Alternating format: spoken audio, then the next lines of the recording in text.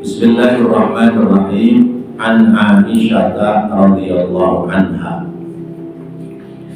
Hadis riwayat dari Siti Aisyah radhiyallahu anha.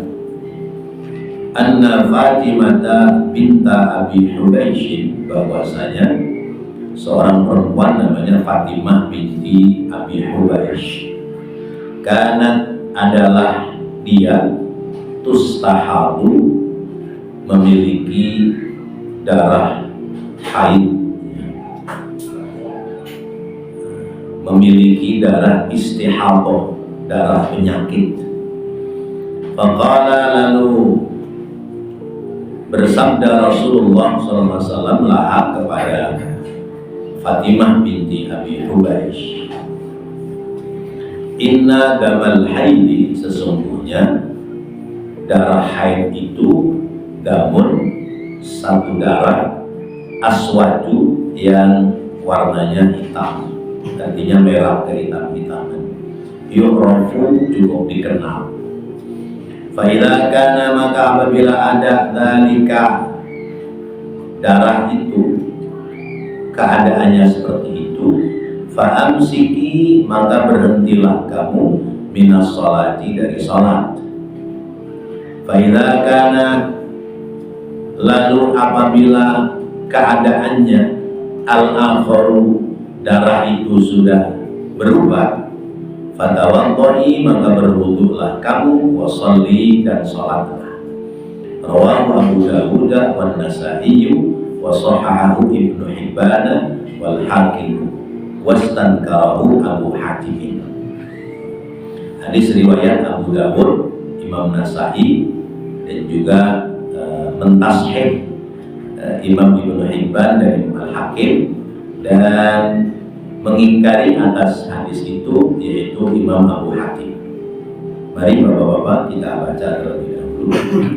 Bismillahirrahmanirrahim. Bismillahirrahmanirrahim. An Aisyah, dari Siti Aisyah radhiyallahu anha, anna, bahwasanya Fatimah binta Abi Hubaysh, Fatimah binti Abi Hubaysh, kanat, adalah ia, tustahabu, mengeluarkan darah istihadah. Faqala, lalu bersabda laha kepadanya Rasulullah, yaitu Rasulullah sallallahu alaihi wasallam, inna, sesungguhnya damal haidi, darah haid itu, damun, satu darah, aswadu, yang hitam warnanya, yu'rafu, dikenali. Fa'idha kana, apabila ada dalika, darah itu dalam keadaan hitam, fa'amsiki, maka berhentilah kamu minas sholati, dari mengerjakan sholat.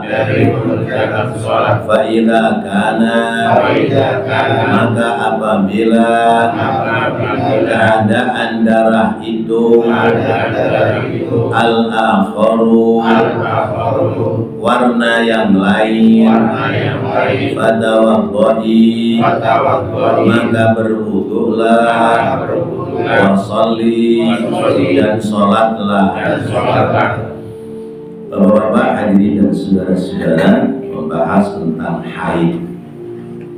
Ini ilmu sebetulnya dikaji oleh orang perempuan, tetapi karena bapak-bapak juga punya perempuan, maka wajib pula memahami tentang darah haid. Haid itu apa? Al-haidu fil lughah as-sailan. Haid secara bahasa artinya mengalir. Lalu kemudian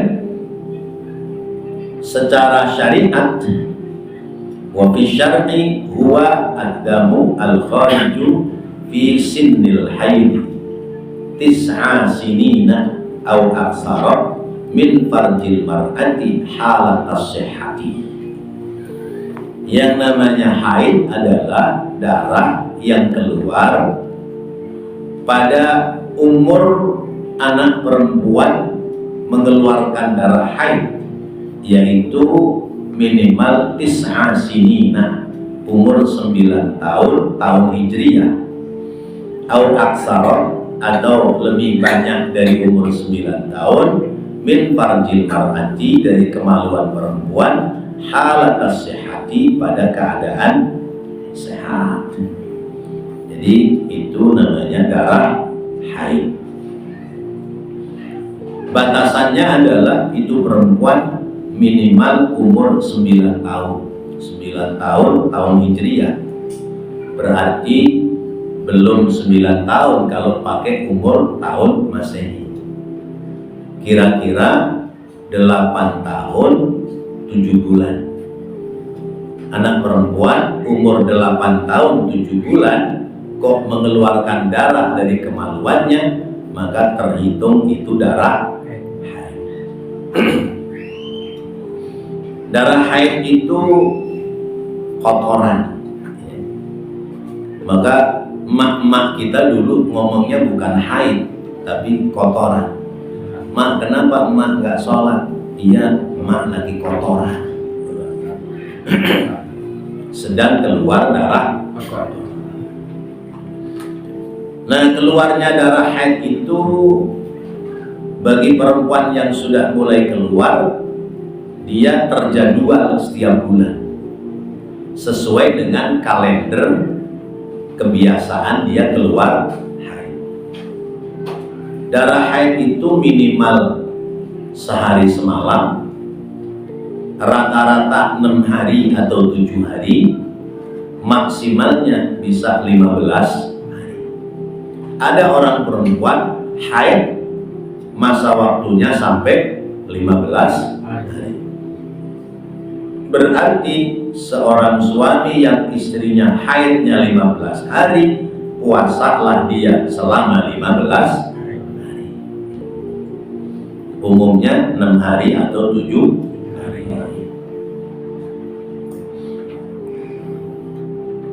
Kemudian perempuan yang sedang haid itu dilarang melakukan 8 hal. Qad alaqatish syari'atu bil haidi ahkaman. Sungguh telah berlaku hukum syariat bagi perempuan yang haid, ada beberapa hukum. Ini yang saya baca kitab Misbahul Dolam karangan Syekh Muhajirin Amsar Ad-Dari. Beliau ulama yang tinggal di Bekasi, tapi beliau kuliah lulusan dari Timur Tengah. Beliau mengarang kitab namanya kitab Misbahul Dolam. Faminha, yang pertama, yahrumu waqtuha. Orang perempuan yang sedang haid haram hubungan sebadan. Tentu hubungan sebadan terhadap dengan suaminya. Kalau hubungan sebadan dengan laki-laki lain, sekalipun tidak sedang haid, hukumnya haram. Landasannya adalah surat Al-Baqarah ayat 222. Wa yas'alunaka 'anil mahid qul huwa adhan fa'tazilun nisaa fil mahid wa la taqrabuhunna hatta yathurn. Mereka bertanya kepadamu wahai Nabi Muhammad tentang perempuan yang sedang haid. Katakan saja wahai Nabi, haid itu adzan, kotoran. Maka fa'tazilun nisaa fil mahid, tinggalkan perempuan yang sedang haid, artinya jangan hubungan sebana. Wala taqrabuhunna, dan jangan kamu dekat-dekat dengannya, hatta yadhurna, sehingga dia sudah suci. Yang tidak diperbolehkan adalah melakukan hubungan sebada, jima. Tapi kalau sekedar tamattu bagaimana? Sekedar seneng-seneng gimana? Boleh nggak? Misalnya suami kerja di luar kota, pulangnya 3 bulan sekali. Pas giliran jadwal pulang, istrinya sedang haid. Gimana coba? Mumet-mumet kan? Usut. Orang pulang itu mau menyalurkan supaya ya, lancar salurannya, malah sedang haid. Yang tidak boleh itu ya adalah jima. Selain jima boleh, ya. Misalnya ya berciuman, kemudian ya yang lain lah ya, membuat kesenangan antara suami istri. Yang nggak boleh itu cuma ya nyelek aja, nyelek ke sumur itu nggak boleh ya. Jadi selebihnya boleh. Berarti seumpama seorang suami ingin mendapatkan kepuasan, maka istri boleh melakukan dengan cara yang lain. Yang penting tidak nyemplung sumur, ya, yang penting tidak melakukan hubungan jima. Karena Siti Aisyah juga pernah, ya, kata Siti Aisyah, Rasulullah pernah bersenang-senang dengan saya, tapi di atas kain izarnya, di atas bajunya, ya, dipahami dari pusar ke atas boleh, atau bawah kemaluan ke bawah boleh, atau di atas itu artinya adalah ditutupi dengan pakaian sehingga tidak melakukan jima. Itu larangan yang pertama. Berarti kalau sedang haid hubungan jima itu dosa, ya. Lampu merah diterabas, ya. Celakanya bakal ya, tangkap polisi. Kalau nggak tangkap polisi bisa tabrakan sama ya, jalur yang lain. Wa minha yahrumu fi'lus salati was shaumi 'alaiha. Yang kedua, perempuan yang sedang haid haram melakukan pekerjaan sholat dan puasa. Jadi sholatnya haram hukumnya, tidak boleh sholat. Kalau sedang puasa datang haid, maka berarti harus dibatalkan puasanya. Qala Rasulullah SAW, alaysat ihdakunna ila hadat la tasumu wa la tusalli. Bukankah salah seorang di antara kalian sudah tahu bahwa ketika sedang haid, ya, maka tidak sholat dan tidak puasa. Sholatnya tidak wajib dibayar, tapi meninggalkannya puasa wajib dibayar. Yang ketiga, wa minha yasqutu wujubus sholati duna syiyami. Yang ketiga, gugur kewajiban sholat tapi tidak gugur kewajiban puasa. Jadi misalnya wanita puasa dia haid, berarti dia hutang puasa wajib dibayar, tapi hutang sholat tidak wajib dibayar. Kenapa bisa begitu? Padahal lebih penting sholat daripada puasa. Ada yang tahu alasannya? Alasannya bahwa kita dalam beragama itu yuridullahu bikumul yusra wa la yuridu bikumul usra. Allah menghendaki kita dalam beragama itu yang mudah, Dan Allah tidak menghendaki kita dalam beragama yang sulit, yang susah-susah. Kalau orang perempuan harus bayar puasa, berapa banyak? Kalau orang perempuan harus bayar sholat, berapa banyak sholat yang ditinggalkan yang harus dibayar? Berarti seumur hidupnya orang perempuan sholatnya 2 kali. Kalau sholat wajib dibayar. Pertama sholat adaan, yang kedua sholat qadaan, membayar selama dia sedang haid. Maka itu menyulitkan dalam beragama. Oleh karena itu, meninggalkan sholat bagi wanita yang haid itu tidak wajib membayar sholat, kecuali datang haid sudah masuk waktu, berarti dia punya hutang sholat. Misalnya orang perempuan sudah jam 12:04, dia belum sholat duhur, datang haid, berarti dia hutang sholat duhur. Atau misalnya jam 5 sore dia mampet, lalu kemudian tidak segera mandi, masuklah waktu maghrib, berarti dia punya hutang sholat asar. Jadi bapak-bapak yang istrinya masih rutin haid, kudu dikasih tahu, ya, karena kewajiban bapak-bapak, bukan kewajiban saya. Ya. Kewajiban saya ya istri saya. Gitu.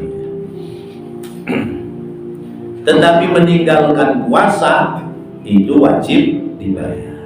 Kenapa? Sebab puasa itu setahun 1 kali, hanya 1 bulan. Kalau puasa tidak wajib bayar, berarti orang banyak yang meninggalkan puasa.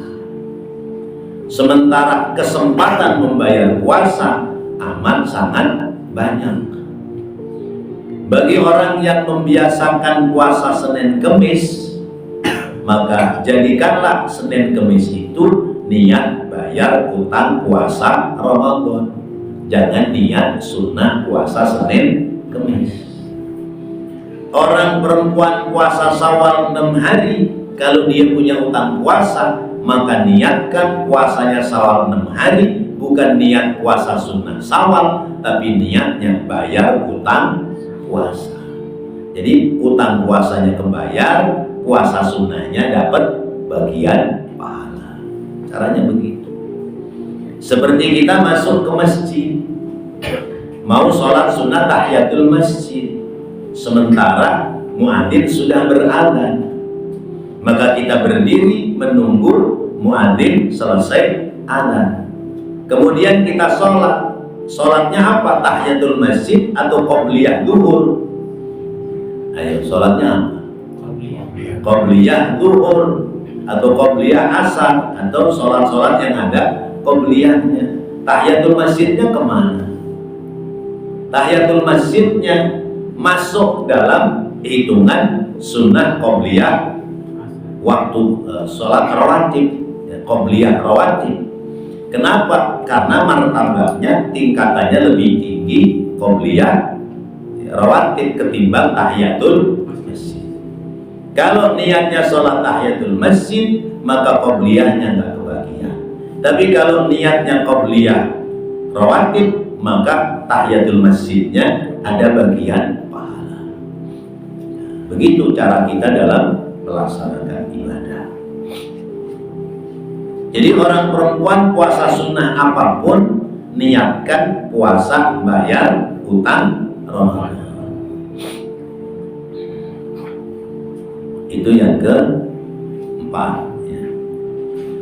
Lalu yang kelima, wa minha yamna'ul lubsu fil masjidi awit tawafi fil baiti li'annaha fi makna jinabati. Orang perempuan yang sedang haid, dia tidak boleh berdiam di masjid ataupun musola. Awit tawafi bil baiti, atau orang perempuan yang haid itu dilarang tawaf di Baitullah Ka'bah. Karena haid itu dimaknakan seperti punya hadas besar, orang punya jinabah. Jadi misalnya pengajian ibu-ibu, kalau pengajiannya di majelis taklim bukan masjid, bukan musola, orang perempuan sedang haid boleh ikut ngaji. Ini supaya dengar ini, boleh ikut ngaji. Yang nggak boleh itu nanti ketentuannya baca Quran dan baca ayat-ayat yang lain. Tapi duduk di majelis taklim ikut ngaji boleh sekalipun sedang haid. Tetapi kalau pengajiannya di masjid, pengajiannya di musola, orang perempuan mau ikut ngaji silahkan, tapi di luar masjid, di luar musola. Nah, kenapa? Karena dia sedang dalam keadaan kotor. Karena itu kalau ada pernikahan di masjid, misalnya pernikahan di masjid, MC-nya kudu menyampaikan informasi bagi ibu-ibu yang dalam keadaan suci, silakan boleh masuk ke dalam masjid. Tapi bagi ibu-ibu yang sedang haid, mohon menunggu di luar masjid. Karena tidak semua orang paham, ya, tidak semua orang paham. Pahamnya udah pakai softtek ini nggak bakal netes di masjid. Bukan persoalan nggak netes di masjid, tapi persoalannya dia sedang dalam keadaan itu. Jadi nggak boleh. Nah kalau sekedar lewat bagaimana?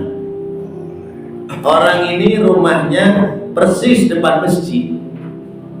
Kalau dia mau keluar rumah pasti melewati bagian dari teras masjid. Seperti kalau bapak-bapak lihat tuh Masjid Darussalam yang minus, itu rumah yang di sebelah kiri masjid, itu depannya halamannya nyambung ke masjid. Kalau sekedar lewat, itu sebagian besar ulama membolehkan lidorurah, karena darurat, tidak ada jalan lain. Tapi kalau masuk maka tidak diperbolehkan. Lewat sama masuk kan beda.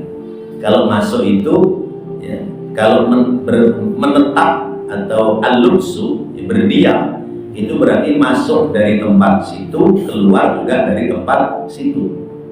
Masuk dari pintu A, keluar dari pintu A, itu namanya masuk atau menetap.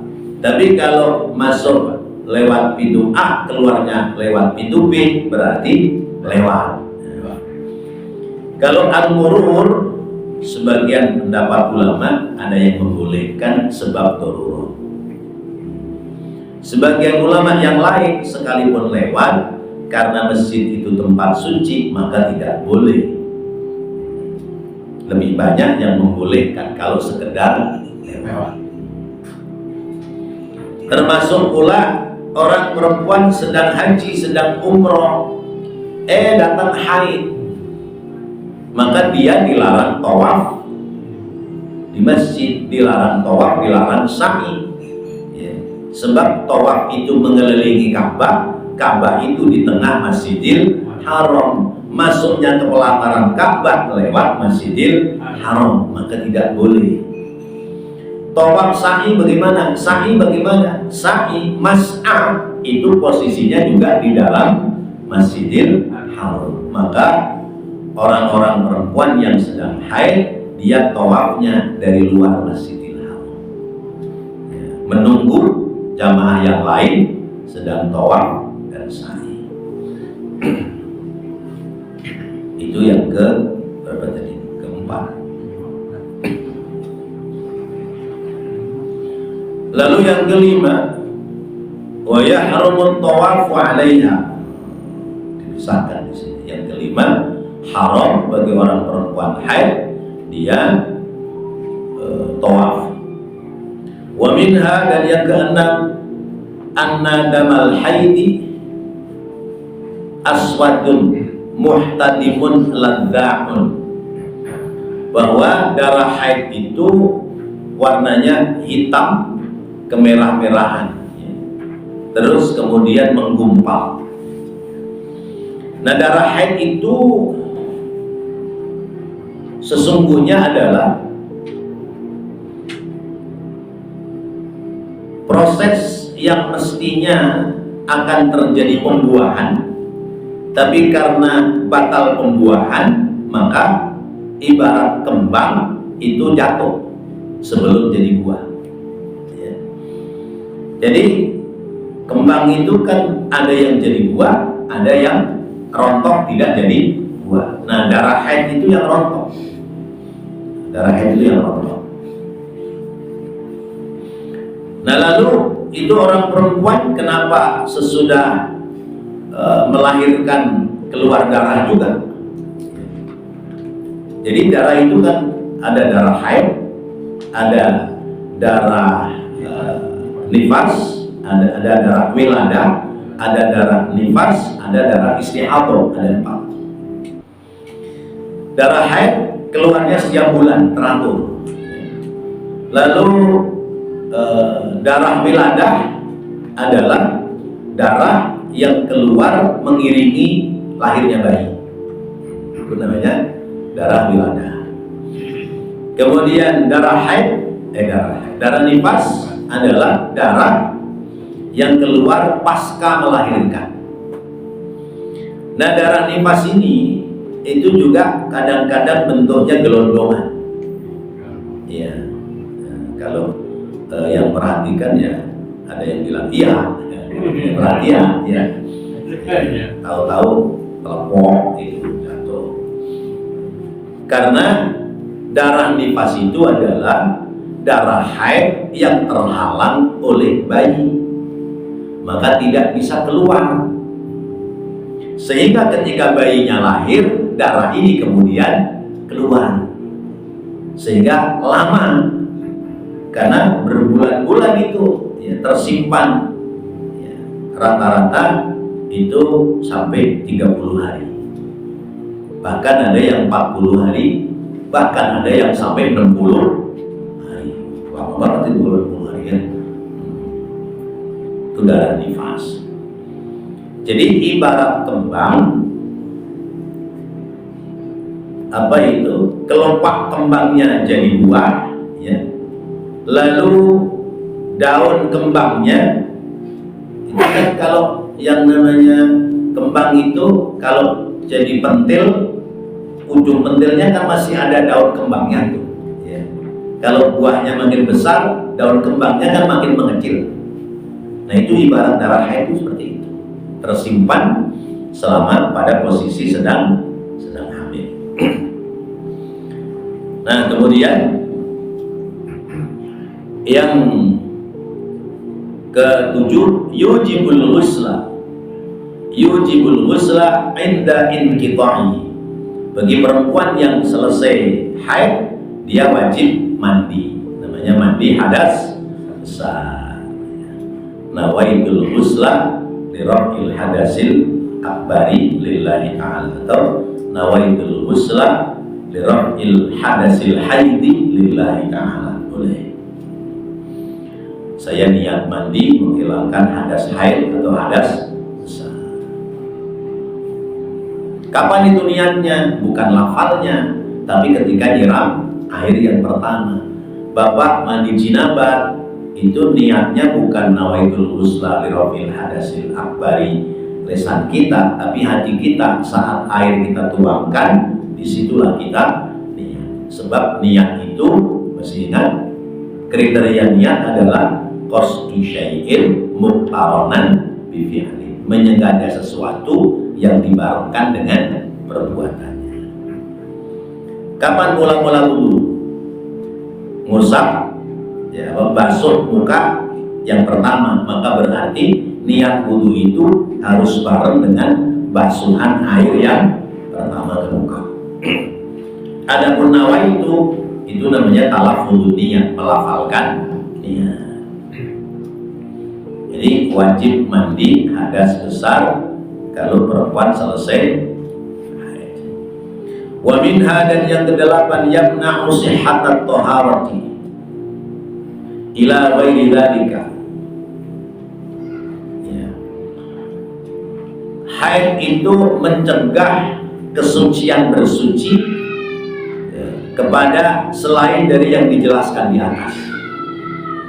Misalnya orang perempuan sedang haid, maka dia dilarang megang mushaf, dilarang membaca Al-Quran. Tapi ada ilah, ada istisna, ada pengecualian. Siapa? Perempuan yang menghafal Al-Quran itu masih dibolehkan supaya hafalannya tidak lupa. Itu antara lain. Wa 'alal jami'i, dan atas semua itu fa innahu sayadhkuru fi ahadits al-babi ma yadullu 'ala dzalik. Nanti diterangkan pada pembahasan hadis-hadis yang berikutnya. Nah, Bapak-bapak, hadirin dan saudara-saudara, itu tentang darah wanita. Jadi darah haid, damul haid, damul wiladah, damul nifas, wa damul istihadah, darah penyakit, yaitu darah yang keluar terus-menerus ya, sepanjang waktu. Jadi perempuan itu keluar darah terus, mungkin karena ada luka di rahimnya yang kemudian menjadikan sebab dia keluar darah terus. Darahnya encer, merah muda, tidak hitam seperti darah haid. Nah, ada riwayat seorang perempuan namanya Fatimah binti Abi Hubaish. Ini perempuan, dia punya penyakit istihadah. Jadi dari kemaluannya netes darah terus. Maka dia datang kepada Rasulullah, "Ya Rasulullah, saya ini netes darah terus, apakah saya boleh sholat?" Nah, di keterangan hadis yang lain, di kitab lain dijelaskan, kamu tetap boleh sholat kecuali pada saat dimana jadwalmu yaitu keluar darah. Misalnya perempuan ini biasanya haid mulai tanggal 5 sampai tanggal 11. Tiap bulannya biasanya siklusnya itu teratur. Kecuali kalau perempuan sudah mau menopause, biasanya siklusnya berubah-ubah. Maka ketika tanggal 5 sampai tanggal 11 kamu berhenti sholat, berhenti puasa. Kalau sudah lewat tanggal 11 kamu mandi, lalu kemudian laksanakan sholat sekalipun keluar darah, karena berarti bukan lagi darah haid. Qauluhu fatawadda'i wa shalli fihi dalilun liman habis Syafi'i ala anna al-mustahabata yajibu 'alaiha al-wudu'u likulli shalatin wa la yajibu al-ghuslu laha. Hadis ini menjadikan dalil menurut mazhab Imam Syafi'i bahwa perempuan yang mustahabah, yang dia punya penyakit ya keluar darah, wajib baginya sholat, dan tiap sholat harus tetap berwudu dan tidak wajib mandi. Nah, cara wudunya adalah menunggu masuk waktu sholat. Sesudah masuk waktu sholat, dia cebok, dia bersihkan darahnya, lalu pasang pembalut, kemudian wudu dan segera sholat. Dan niat wudunya tidak niat liraf'il hadasil asghar. Sama juga orang laki-laki yang dia puyernya sudah loncer, ya, ngetes terus, apa namanya kalau orang laki, beser, ya. Orang laki yang beser karena netes terus, wajib sholat nggak? Wajib sholat. Nah, terus bagaimana caranya? Begitu masuk waktu, dia bersihkan, dia pasang pampers, wudu, sholat. Niat wudunya nawaitul wudu'a listibahatis sholat, bukan liraf'il hadasil asghar. Saya niat wudu untuk kebolehan melaksanakan sholat, karena syarat sahnya sholat diantaranya adalah wudu. Tapi kalau liraf'il hadasil asghar, untuk menghilangkan hadas kecil, hilang nggak hadas kecilnya? Enggak, karena dia kencing. Sama juga perempuan yang istihadah. Jadi wudunya nunggu masuk waktu, tidak wajib mandi, dia bersihkan najisnya, dia pelihara itu yang bisa darah kotornya, lalu kemudian wudu dan sholat. Wal hikmatu fit tawaddu'i likulli sholatin, dan hikmah dalam wudu pada tiap sholat, anna wudu'aha dharuratun, bahwasanya wudunya itu dharurat, la yastahmilu illa li faridatin wahidatin wa ma sya'a minan nawafil. Tidak boleh digunakan itu wudu kecuali untuk satu sholat fardu saja. Tapi untuk sholat sunnah yang lain boleh. Persis kayak tayamum. Tayamum berlaku hanya untuk satu sholat. Nanti begitu masuk waktu berikutnya, dia juga harus wudu kembali.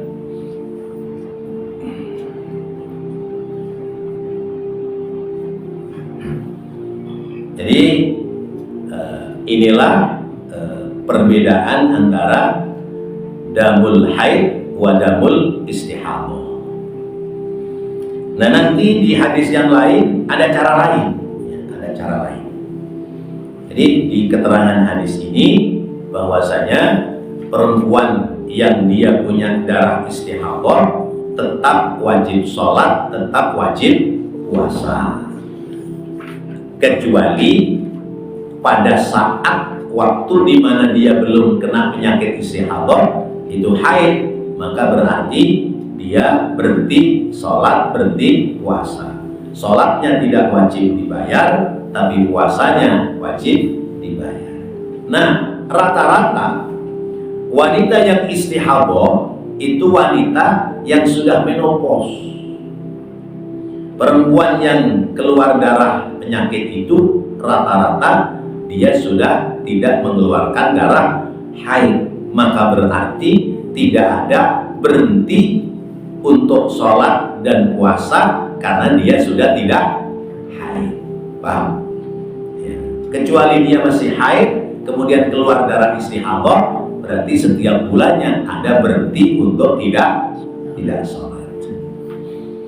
Baik bapak-bapak, hadirin dan saudara-saudara, kayaknya cuma satu hadis yang kita bahas, ya, karena pembahasannya cukup luas, dan harapan kita sekalipun ini kewajibannya adalah orang perempuan, tapi kita punya istri perempuan, kita punya anak perempuan, maka kita tetap pelajari dan kita harus sampaikan kepada anak kita, istri kita, atau anak perempuan kita, atau bahkan mungkin menantu kita.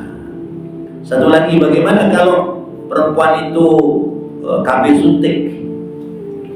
Biasanya KB suntik itu haidnya menjadi tidak teratur, ya, sebulan bisa 3 kali. Orang KB suntik perempuan yang terhitung haid adalah ketika dia keluar darah saat jadwal haid. Di luar jadwal haid berarti dia tetap wajib sholat, tetap wajib puasa. Wallahu a'lam. Mudah-mudahan Allah jadikan ilmu yang bermanfaat. Amin. Rabbana taqabbal minna innaka antas samiul alim wa tub 'alaina innaka antat tawwabur rahim. Rabbighfir warham wa anta khairur rahimin. Wa sallallahu ala sayyidina Muhammadin wa ala alihi wa sahbihi wasallam. Walhamdulillahi rabbil alamin. Ada permohonan dari Pak Haji Rifik Abdullah bahwa putra beliau Bang Riko Harisin itu mau melaksanakan ibadah haji. Mungkin hari-hari ke depan beliau akan berangkat, dan minta doa dari kita supaya Bang Riko Harizin, putra dari Pak Haji Rifik, diberikan kelancaran dalam perjalanan ibadah hajinya, diberikan diberikan kemudahan dari berangkat melaksanakan ibadah sampai hingga pulang dalam keadaan sehat walafiat dan mendapatkan pahala ibadah haji yang mabrur. Al-Fatihah. Alhamdulillah minasyaitonir rajim. Bismillahirrahmanirrahim. Alhamdulillahi rabbil alamin. Arrahmanir rahim. Maliki yaumiddin. Iyyaka na'budu wa iyyaka nasta'in. اهدنا الصراط المستقيم صراط الذين أنعمت عليهم غير المغضوب عليهم ولا الضالين.